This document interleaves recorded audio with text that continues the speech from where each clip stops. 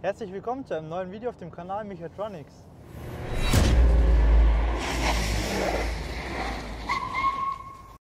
Heute modifizieren wir mal unsere Schaltung. Und zwar ist die Schaltung vom Toyota GR Yaris schon sehr gut definiert. Also ich mag sie wirklich sehr, sehr gerne.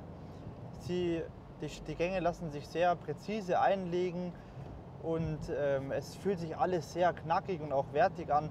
Macht schon riesen Spaß. Ich wüsste eigentlich nicht, warum man es verändern sollte, aber man kann das Gewicht am Wählhebel, an dem Wählarm abschrauben. Und das werden wir jetzt mal machen und ausprobieren. Was passiert dann?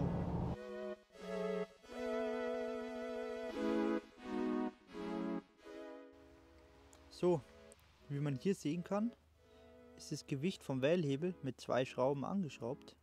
Und das werden wir jetzt mal abschrauben und gucken, was passiert.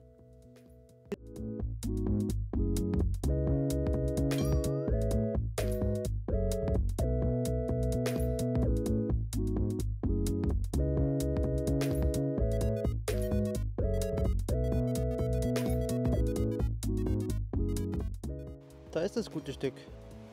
Wiegt schon ganz schön was. Schauen wir mal, was passiert.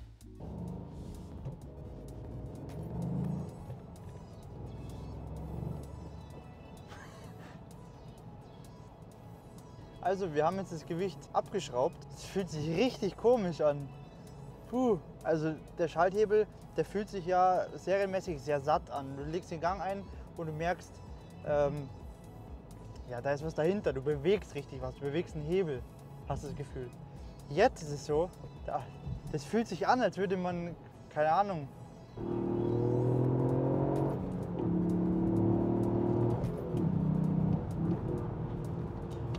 also es geht jetzt richtig leichtgängig. Man hat eher das Gefühl, man bewegt einen Analogstick von einem Controller. Schalten geht so vom Gefühl her flotter.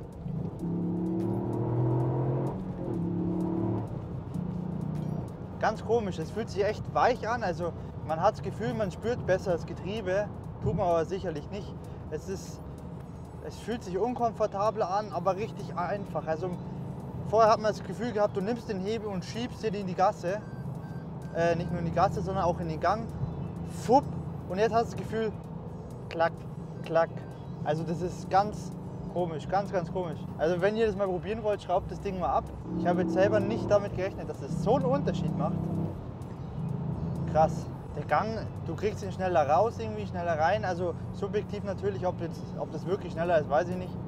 Bringen tut es wahrscheinlich nichts, aber vom Gefühl her ist es auf jeden Fall ganz, ganz anders, komplett anders. Jetzt haben wir das auch mal ausprobiert. Ich glaube, ich baue das jetzt nochmal zurück dann und teste das mal und eventuell baue ich ihn dann wieder raus. Probiert es selber aus, wenn es euch interessiert. Es fühlt sich billiger an, sagen wir es so. Ja, dann will ich mich schon von euch verabschieden. Abonniert den Kanal.